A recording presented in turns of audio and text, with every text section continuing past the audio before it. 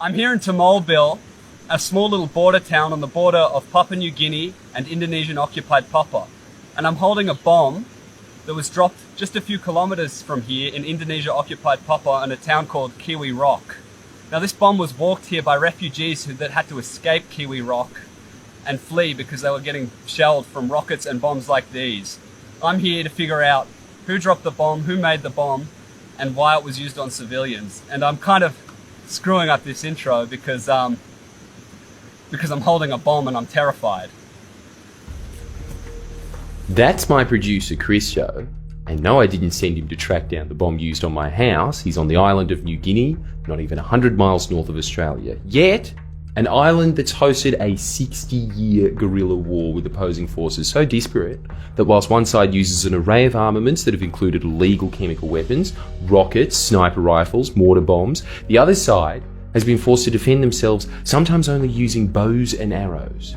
It's a war that few in the West have ever heard of, and it's likely that the few that do pay attention to it only do so because it's inconvenienced their profiteering in the region. Indonesia's occupation of West Papua. The island of New Guinea was one of the last places on Earth interfered with by outsiders, with most of the people in direct armed conflict with the Indonesian government only becoming aware of their occupation, and through this occupation the outside world, within the last few decades. How this occupation came to be and why it's tolerated by virtually every government on Earth is probably one of the worst stories of Cold War realpolitik expedience and betrayal of the 20th century. In 1828, the Dutch claimed the western half of the island of New Guinea, and it eventually became part of the Dutch East Indies, whilst the eastern half of the island was tossed between various colonial powers. In the 1940s, after a bloody war, Indonesia gained independence from the Dutch, yet the Dutch were still claiming the western half of the island of New Guinea. This was quite a point of contention, as recently unshackled from their colonial masters, Indonesia had their own expansionist ambitions, yet the Dutch were feigning concern for the indigenous Papuans on the island as a way of continuing their claim over the territory, a territory whose riches foreign forces were becoming increasingly aware of. This all came to a head when Indonesia, growing increasingly frustrated with the failures of a decade of diplomatic efforts in seizing West Papua, in the early 1960s began military incursions onto the island, preparing for a large-scale conflict to seize the territory from the Dutch. As this is happening, the Kennedy administration is growing increasingly concerned about Indonesian President Sukarno's ties with the Soviet Union and the prospect of a war between the Netherlands and Indonesia, which would serve to strengthen anti-Western forces within Indonesian politics. So the US forces the Dutch and Indonesians to the negotiation table, where they carve out what came to be known as the New York Agreement in 1962, basically an agreement that gave Indonesia West Papua, with the US government itself describing it as an almost total victory for Indonesia. It's also worth mentioning that one of Kennedy's de facto advisors, the man who gave Kennedy advice on admin picks, was Robert Lovett, a board member and on and off director of Freeport. That's a mining company, the significance of which will become very apparent very soon. The New York Agreement stipulated that the UN would administer West Papua for a few years, then Indonesia, then an act of free choice to be held before 1969, which was meant to be a vote on Papuan independence. What this act of free choice actually came to be was Indonesia rounding up around 1,000 West Papuans, handpicked by the military, and under the threat of violence asking them, "Do you want West Papua to be independent or part of Indonesia? Also answer out loud. Also, we'd prefer if you read from this script." And that's how Indonesia, the largest Muslim country in the world, took control of West Papua, a Melanesian, predominantly Christian, and before that, animist region. You honestly couldn't find two more different cultures. This occupation has not been without resistance. The OPM, Organisasi Papua Merdeka, or Free Papua Movement, formed and has been fighting off Indonesian occupation since the beginning. It's not an even fight. As coming from traditional tribal societies, the OPM had to begin fighting one of the largest militaries in the world with poison arrows and spears. To even manage to survive this long is a testament to the skill of OPM fighters. In retaliation for suspected OPM movement, the Indonesian government will resort to widespread and indiscriminate attacks against entire villages. Just one particularly bloody example, in 1977 and 78, the Indonesian army conducted a massive bombing campaign over villages in the Balium Valley suspected of being sympathetic to the OPM, with the Asia Human Rights Commission estimating that at least 4,000 died, but that number's probably a lot higher. The report also found that they died not just from bombings, but also killed in live burials, locked in barrels filled with water, and other means that are too brutal to describe here. This massacre was carried out with Western backing, with Indonesia using Australian and American aircraft, and this is a pattern that you will see over and over again. Western governments and corporations not only giving tacit approval for Indonesia to carry out its atrocities against Papuans, but handing them the very guns they use to indiscriminately kill civilians.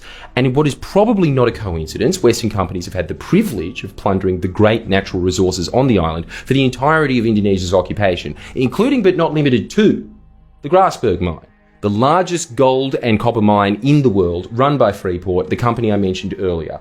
This mine is located 4 kilometres from Puncak Jaya, the tallest mountain in Oceania, one of the largest equatorial glaciers on Earth. Just to give you an idea of how unique the natural environment is and how willing Western companies and the Indonesian government are to destroy it for a buck. Well, it's not just a buck. Up until recently, the mine was majority owned by American mining company Freeport, a company that continues to be one of Indonesia's largest taxpayers, accounting for a large plurality of Papua's GDP. But those riches really don't go to helping Papuans, as the provinces that make up West Papua, despite pumping out masses of mining revenue to the Indonesian treasury, consistently have the highest poverty rates in Indonesia.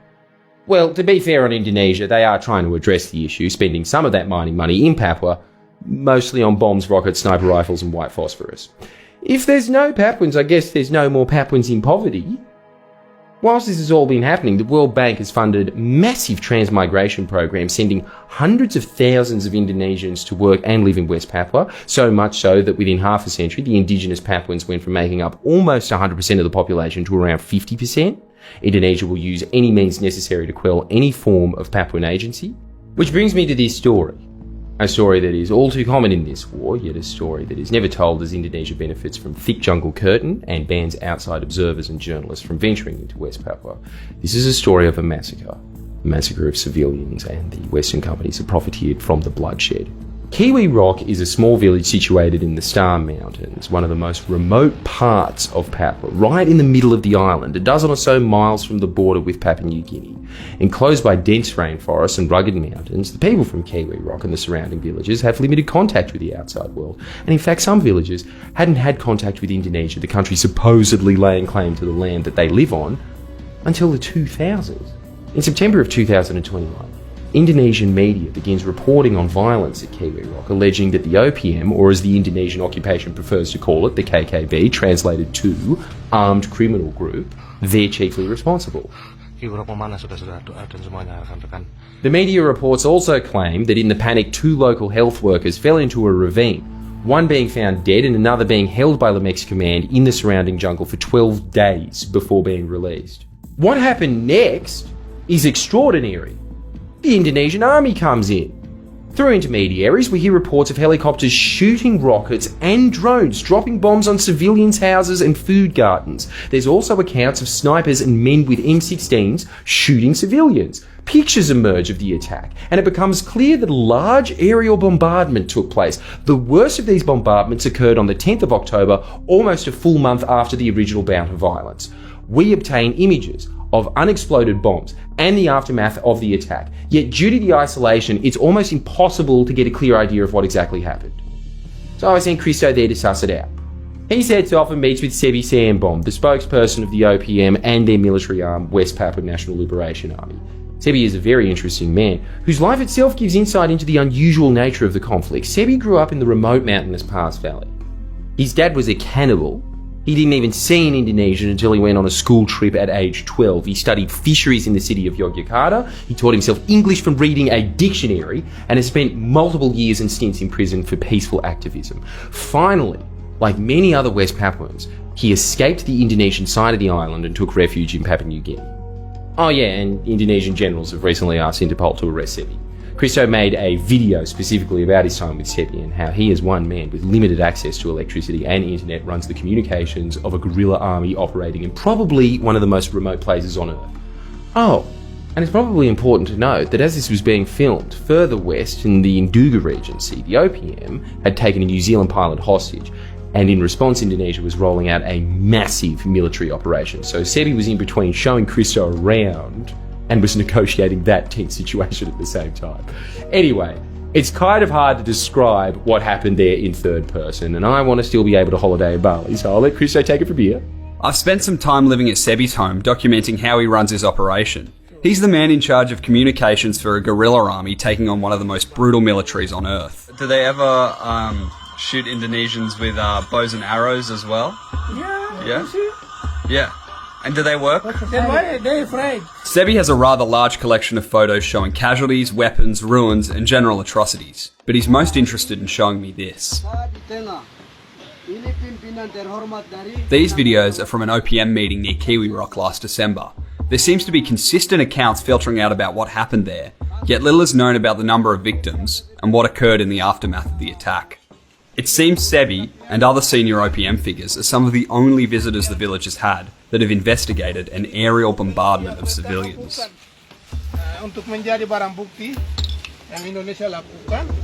Sebi agrees to take me as close to Kwirok as possible, which due to the remoteness involves a perilous bus trip. Well, maybe just for me.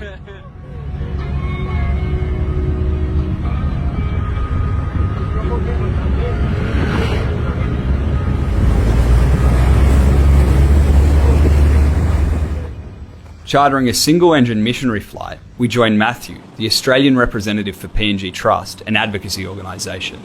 The mountains we're flying over are some of the last frontiers for industrial society's advancing march.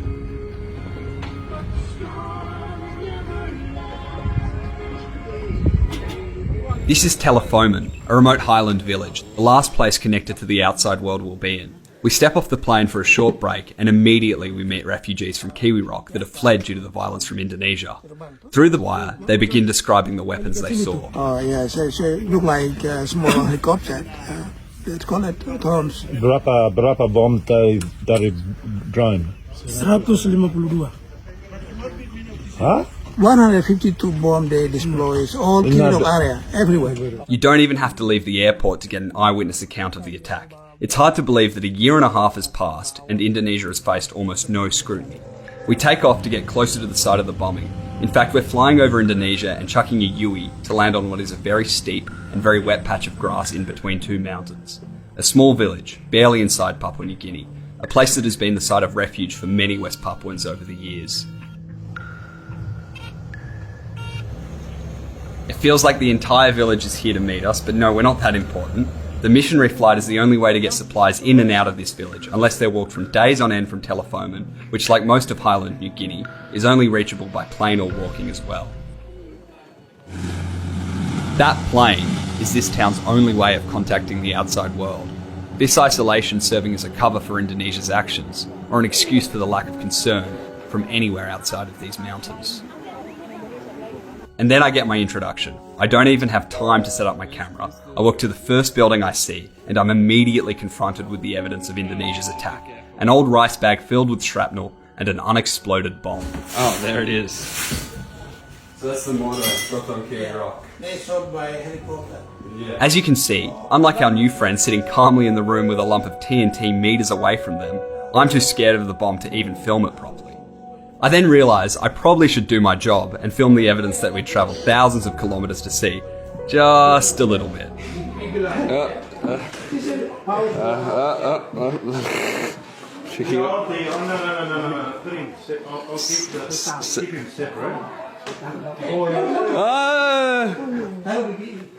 How big would the explosion be? Oh, I'm sure it would destroy everything in this room. We should probably put it very far away. Oh. Where do you want to put it, Sam? This is metal, very heavy. Yeah, It may dynamite. be cold, as same I sent video to you. You remember that? Yeah, And yeah. big hole is this made. Yeah. The reason for the casual bomb handling is that this bomb and other unexploded mortars from the same attack have been walked dozens of miles through steep and wet mountains back and forth across the Papua New Guinea-Indonesian border by the OPM and victims of the Kwirok attack, looking to show anyone the evidence of what happened, so far without much luck. After some bomb weight estimating, and bomb swinging, the bomb is placed further up the hill, at least 50 metres away from the village meeting that begins to take place. This man says that he's afraid that Indonesia is going to bomb the village we're in right now because of what happened just miles away in Kwirok. Okay, thank you. Good question. So, you mean people law here, no kind of afraid because you got international law. By international law, Indonesia not in the bombing law, PNG side. Yeah, they will bomb only western side. Despite Sebi's reassuring answer, in the early 2000s, Indonesia landed helicopters in this village, so there is a huge degree of uncertainty here, along with the fact that only months before we arrived, there was a refugee camp here, housing over 100 people from kwirok who fled across the border after the attack, bearing stories and physical evidence of the bombing that no one outside of this village has been interested in receiving. But at this point, we're only starting to understand the degree of displacement the attack caused. They're part of the. Oh, this would be. After the meeting, Matthew and I go through the bag of shrapnel. We start piecing together the remnants of numbers and letters, attempting to better identify the weaponry.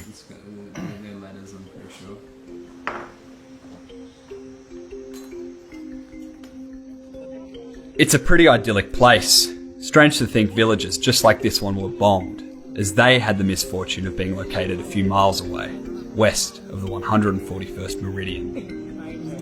Uh-oh, big? Is it in enclosure? Yeah, you go. Yeah, you suspend in. Oh, Jesus Christ.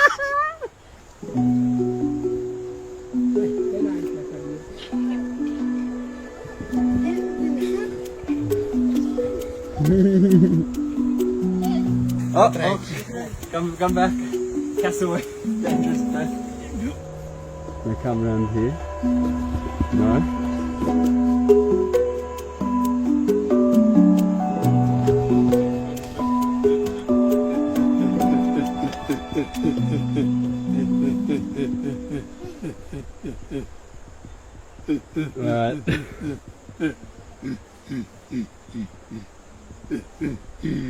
Alright. Okay.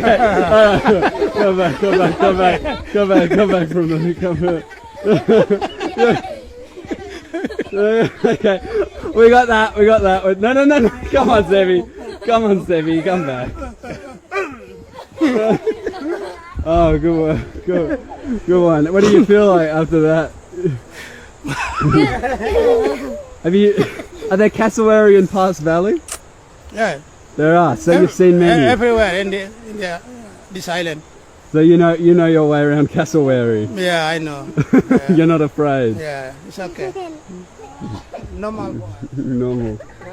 Despite the hospitality, there is an understandable angst that hangs over this village. Many of the people here have family living over the border, and there still are victims from kwirok coming and going. Before we interviewed the eyewitnesses to the attack, we had to assure them that we'd protect their identities. So we've given them pseudonyms and blurred their faces along with the translator. As they say, they are in fear of reprisals from Indonesia. Peter was there to witness his village, bombed into the ground. While they were cooking food, preparing food. You were cooking food, and you heard helicopters come? Yes. No. No. Yes. What did you do when you heard the helicopters come? They ran away into the bushes and they hide themselves. Alex was just 16 when his village was bombed. He was in class when this incident happened. While he ran away and joined Pepe and Pepe.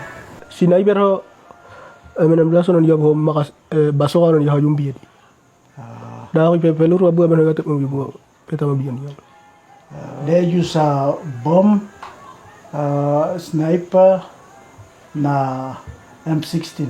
They all describe rockets shot from 4 or 5 helicopters, mortars being dropped from drones, and soldiers with M16s and sniper rifles terrorising villagers on the ground, forcing them to flee into the mountains to hide. Many of the soldiers were using a sniper and a M16. Bombs were being dropped at the village, gardens destroyed. Villages and gardens were destroyed. Yep. And what was dropping the bombs? How were the bombs being dropped? Some bombs were fired and dropped by drone. Drone. Yep. I asked the witnesses to draw the drones that dropped the mortars, The two witnesses that could independently came back with strikingly similar pictures. At first, I thought there was confusion and the witnesses were drawing helicopters, but they reassured me that these were small drones dropping mortars. This picture from 2021 shows an Indonesian soldier in Papua, seemingly from Brimob, the Mobile Brigade Corps, standing next to a drone model almost identical to what the witnesses drew. We've identified the drone pictured as a Xi'an Blowfish A3, a Chinese model that boasts of a swarm function, where 10 drones swarm a target in unison, utilising artificial intelligence to take off and attack a target with full autonomy. This is the very cutting edge of modern warfare. You wouldn't have much luck defending yourself from these with bows and arrows.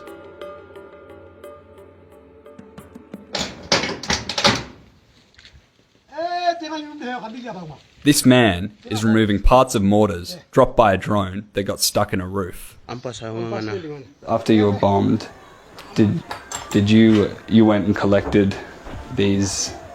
Where did you find these ones? Kami ay bravo to day. This one. Kami ay bravo yung bayrun dajo. Kakabuneng yung hay manik bayrun dajo na di. Yes, bomb is dropped everywhere, garden, village, and etc. Was it dropped from a helicopter or from a drone? Camera no.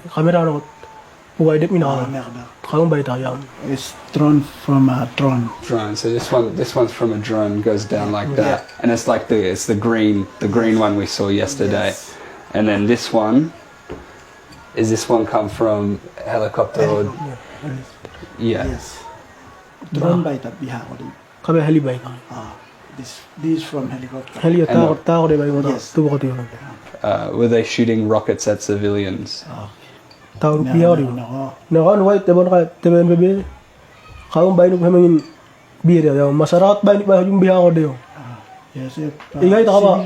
Civilians. Yes. We hear that those who couldn't run into the mountains to hide, mostly the young and the elderly, were the ones killed by the rockets and mortars.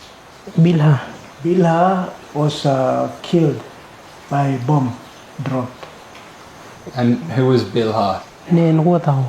His sister's daughter, And how old was Bilha? 4 years. 4 years old. And where was Bilha when the bomb was dropped?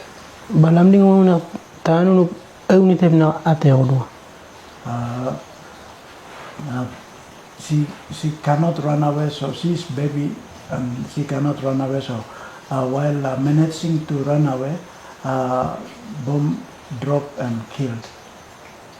Killed her.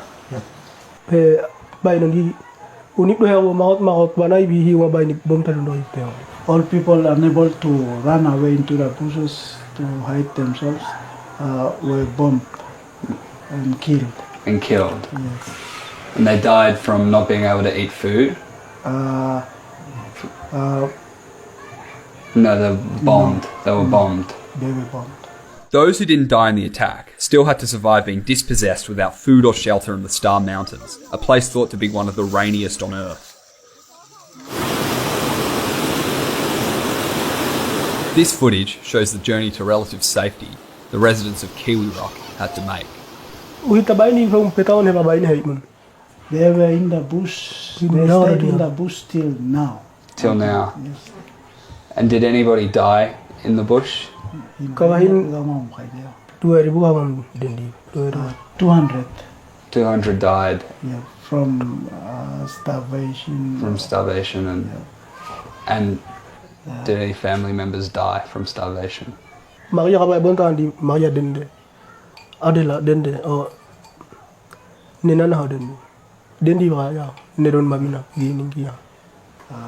His other brother and his brother and his mother died.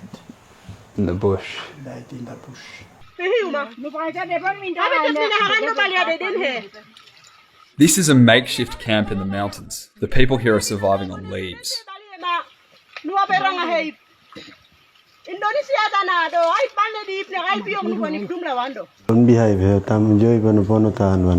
Continuous fight. Continuous. Now it's not safe for them to stay back in their village. Are they scared of are they scared of that Indonesia will bomb them again? Yes. And that's why they're still in the mountains. It becomes apparent that everyone was forced to flee. Thousands of people hiding in the mountains till this very day. No one has returned, as the witnesses explain that since the attack, Kwirok has been guarded by Indonesian snipers, with those attempting to return being shot at, and in some cases killed. In October last year, Alex's uncle attempted to return to Kwirok to retrieve his pigs, and was spotted by a drone and then shot by a sniper from 100 metres away, with the Indonesian media triumphantly reporting this killing. He was a civilian. Yes. And he was hit by a sniper. Yeah. Earlier this year, videos circulated by Indonesian media show snipers shooting across the valley at the track to enter Kwirok. This footage even shows OPM commander Lamek Taplo explaining that locals found a makeshift booby trap, a model of stun grenade seen used by the Indonesian police, tied to a tripwire, set up on the walk back from the mountains to Kwirok. Some of the victims made it over the border to the small village we're in right now, and I'm shown the site of the makeshift refugee camp where 103 Papuans made their home for over a year. Sebi was here last year and saw the camp when it was still populated, but these people haven't returned to Kwirok. They've found another site, somewhere in the mountains. Is this all stuff from refugees? Yeah. Mosquito net. What is it?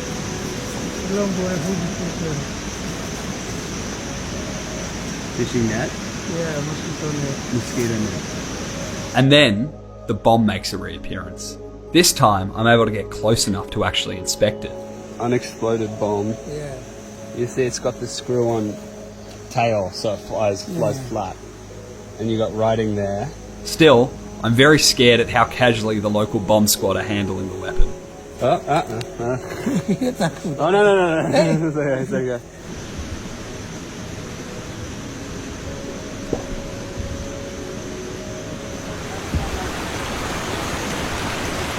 Oh, where we go?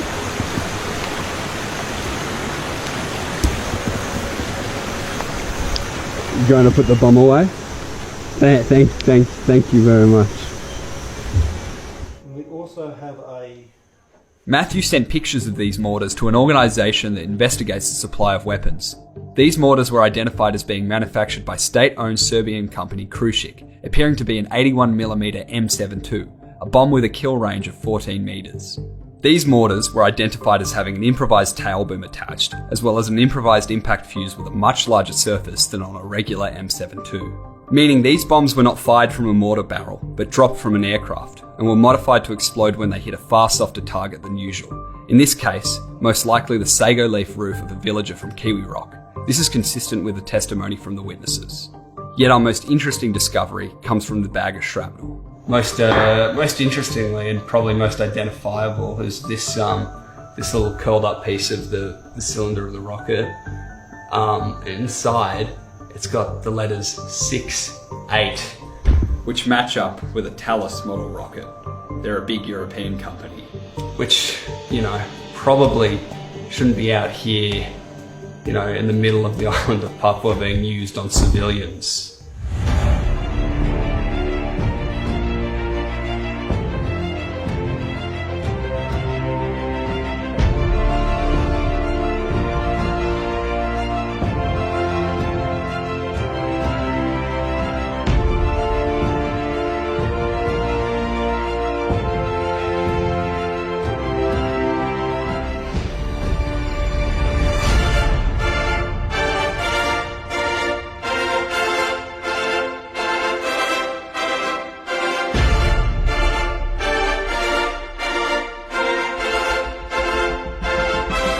Stephen Loosely is the Deputy Chair of Thales Australia, the closest subsidiary of Thales to West Papua.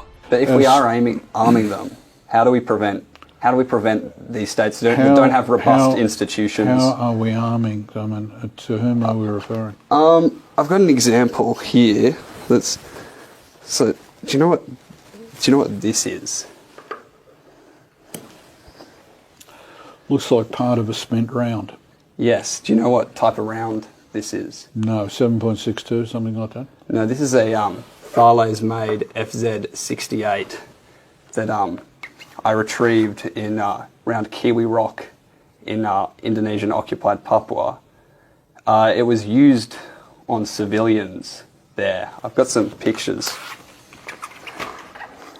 Well, I'm not familiar with this, so it's difficult for me to comment. Yeah. So this is a village in October 2021, a civilian village that the Indonesian army went in and basically blew to the floor with Thales made weapons, and this is part of it. How are we ensuring that? Well, that's an assertion, but I am unaware of any of this. So it's something that you would need to be asking Indonesian authorities and the relevant Australian authorities. This is not something that has come through my wheelhouse. But aren't you not an executive director? No, I'm the Deputy Chair of Thales Australia. We do not export these kinds of capabilities, insofar as I'm aware, to Indonesia. But is it not your responsibility to No, it's ensure? not. It's not. So this is another piece of it. This is something that should be directed to Thales Group in Paris, if it's true. These pictures show the corpses of some of the victims of the kwirok attack. Papuans of all ages appear to have starved to death in the aftermath. A child, a middle-aged man, an older man. This woman appears to have been wounded in the attack, most likely from the shrapnel of a cruise ship or Thales explosive. A wound such as this is all but a death sentence when hiding in the mountains without access to medicine. This is the first time these images have been broadcast to the public. After almost 2 years since the attack, much of the evidence by now is likely to have faded, relegated to the memories of villagers who will eagerly tell anyone who comes here and speaks to them what happened. According to Jane's magazine, a military weekly, Thales licenses the design of the FZ68 rocket to Indonesian Aerospace, an Indonesian weapons company, which then manufactures these rockets domestically. According to the same article, Indonesian Aerospace manufactures 2 types of warhead for the FZ68, the FZ32 Smoke for practice use, and the FZ71 anti-personnel warhead. Professor Clinton Fernandez is a defence expert, a former Australian Army intelligence officer. He has studied the region extensively. What I'm holding here is a delivery device. It's not what kills.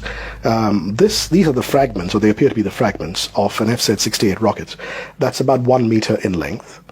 It weighs about 5 kilos.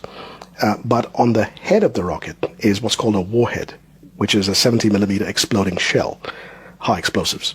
That weighs about 4.3 kilos. It's got a length of 350 centimeters, very small. And this rocket will fly for about 6 to 7 kilometers from a helicopter. And then when it lands at the target, the warhead explodes. This rocket itself will spin at 21 rotations per second. And the reason for that is its ballistic stability. When it's fired from a helicopter, you want it to fly in a straight direction right on target. And so it spins. The spin stability is what delivers that. So that's what this rocket does. The warhead, on the other hand, is what you won't have samples of because it's already exploded. So the warhead is an FZ 70-71 rockets. These are the ones that attach to this particular rocket. And they are designed to explode into effective splinters of 8,000 splinters. So a rocket will splinter into 8,000 fragments around a radius of 21 meters. So basically 130 meter circumference circle. It's like steel rain coming at you. It's anything in that circle is going to die. Its lethality is why you have that rocket and that warhead. I'm taken to the grave of a young woman who died shortly after making it to the village. Who was buried here? Anita Haibdana. And how old was Anita? 37 years old. Died of starvation. Oh. Sickness. Died of sickness. Unfortunately, this woman's story is not unique. Each witness was able to recount many people they knew dying of starvation or other illnesses brought on by the attack, so we asked them to prepare a list of names. What they came back with was staggering. They handed me a list of the names of 297 people who they claimed died as a result of this attack or incidents relating to the sustained military presence in Kwirok. The witnesses claimed that hundreds more died, but these are just the names of the people they can remember. Yeah, how did someone die? They went to Oxyville town and then make a protest of this military attack in Kwirok. And then they shot him. I organised to go through the list with some of the witnesses in order to clarify how some of the people died. Jerry Tablo is arrested by TNI and killed. And killed. And I got tortured as well. Yep, tortured. Ten Baki Kahip. He was shot in Kwirok. And was he shot by a sniper or? M16. M16, yeah. And he was Peaceful demonstration. Marius Tablo. Yep. Captured and tortured. Shot by gun. Shot by gun. He died of starvation. Died of starvation, obviously. M16. Masyarakat nga na nandi. Masyarakat mo. Tena ya kantuda ina weno kunguri. She got 2 kids, so their kids were grabbed and killed, and she was shot by M16. The kids were killed? Yep. Kids were killed also. Are the kids on this list? Tena niya yung nakibolo. They don't know the kids' names. Yep. So they don't know the kids' names, Yep. but with 2 kids who were also killed in Kwirok. Yep. Due to a lack of access, we're unable to properly verify the deaths on this list, but we did cross-reference them with a list of names of refugees from the OPM, and some of the names matched up. We spoke to Human Rights Monitor, an NGO conducting their own investigation through church groups into what happened at Kwirok, and they came to the conclusion that around 60 people died. This report is yet to be released. According to the account from the local OPM that was accompanied by the photos of corpses and casualties shown earlier, as of 2023, at least 72 people had died. This report was also accompanied by these pictures of graves, and some of the names on the graves match the names of the witnesses we spoke to listed. Yet according to our sources, the mountain camps where people are hiding are scattered and isolated. As such, any accounts of deaths may be limited to a certain area. It is also worth noting that it's customary for the people of this area to use multiple different surnames depending on the circumstance, so we cannot make any concrete assertions to the number of deaths. What is clear though is that an entire village, thousands of people have been displaced, shelterless, starving, and unable to return home to this day. It is also clear that many of these people have died, mostly Nyalam Kupal people, a language group with less than 20,000 speakers. Well, this is definitely a Thales rocket. As you can see, here are the villages. This caused thousands of people in these villages to be displaced to go live in the mountains. Here's a picture of another Thales rocket in a different part of West Papua. This is from 2021. And here are the people, thousands of people went and had to hide in the mountains and have been displaced. Well, this is most unfortunate, and any kind of armed conflict is to be regretted. But it's not insofar particularly as responsibility of Thales Australia is concerned, I'm not aware of any connection with this whatsoever. This is a Thales-made rocket. Well, you're asserting that, but I've not been able to test any of it. If it does turn out to be... And you should have forewarned me that this was the nature of the interview.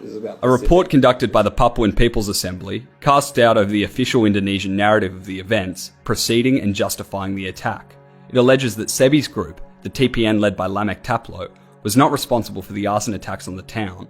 Instead, it was most likely a group supporting the former region, possibly supported by members of the regional legislature that carried out the arson. And why do you think it would be used on civilians?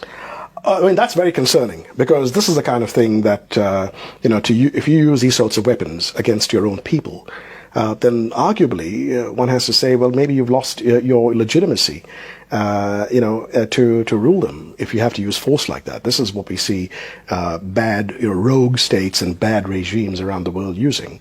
But this one doesn't seem to get much attention. But if this is what's being used against your domestic population, then one has serious questions about how you acquired it, what assurances were made about where you would and wouldn't use it, and it's really it's an anti-personnel weapon. It's not really designed as a policing tool. This now deleted Thales Belgium news page boasted the Indonesian Army receiving a training course on the maintenance of FZ-219 rocket launchers installed on Airbus helicopters. These launchers are used to shoot the same Thales rockets found in kwirok. We put questions to Thales as to why this webpage was deleted. We received no response. Whether it's legal or not is a matter for the lawyers. It just seems to be gravely immoral. And I don't know the process by which the Indonesian military acquired them, or acquired the rights to manufacture them, or the rights to use them. But it is something that really ought to be brought up at the annual Universal Periodic Review of Human Rights that occurs at the United Nations every year in Geneva. Even in light of serious human rights abuses, Thales Group continues to export to Indonesia and licenses many of its designs to Indonesian weapons companies to manufacture Thales products domestically. In recent years, Thales Australia has supplied Indonesia with Bushmasters, an infantry mobility vehicle, with former Defence Minister Peter Dutton gifting Indonesia 15 Bushmasters in 2021, with the Australian Army even training the Indonesian Army on how to operate these vehicles. In 2016, Indonesian weapons company Pindad struck a deal with Thales Australia to license the Bushmaster design and build their own model, modified for Indonesian requirements, ordering 50 of these vehicles. Bushmaster is a marvellous weapon for protecting people. That's what it's designed to do, protecting people. That's why it's been so successful in Ukraine, for example. It's why a number of other countries around the world have bought Bushmaster. It's why the Australian government continues to purchase Bushmaster. It's a very safe carrier, and it proved its worth not only with Australian forces, but with other friendly countries in Afghanistan, for example. So I am not going to have denigrate the Bushmaster. Please be clear on that. What is Indonesia using the Bushmasters for? Some countries use them for police work. Some countries use them as part of their military. Some countries use them as part of their deployments elsewhere. It's a matter for the Indonesian government. Thales, however, observes the law.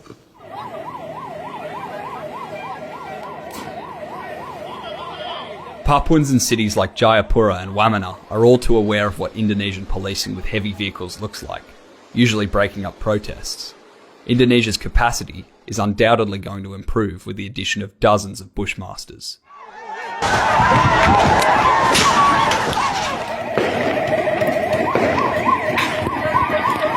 When the Indonesian army are doing this, probably conveying military personnel in very rough country. Probably. Shouldn't Australia have a obligation not to sell weapons when other weapons are being used? Australia observes international law, and these are matters for the Department of Foreign Affairs and Trade. That's where you should be directing your questions. Okay, are we done? We put questions to the Australian Department of Foreign Affairs and Trade and the Department of Defence and received no response. So that's 297 people. They remember 297 people that died. Yeah, they remember. That's a lot. Do we have anything else? I would like your assurance that you'll make some representations. I've already said I will make inquiries. That's as far as I'm able to go. We spent weeks attempting to hold loosely to his word and get him to make the relevant inquiries. Yet the only further contact we received was this text. Suggest you direct your inquiry to the Thales Australia Director Communications. Over the course of months, we sent multiple emails and made dozens of phone calls to the Communications Director of Thales Australia, Jasmine Hilliard, and received no response. We also put questions to the Belgian and French offices of Thales and received no response. No.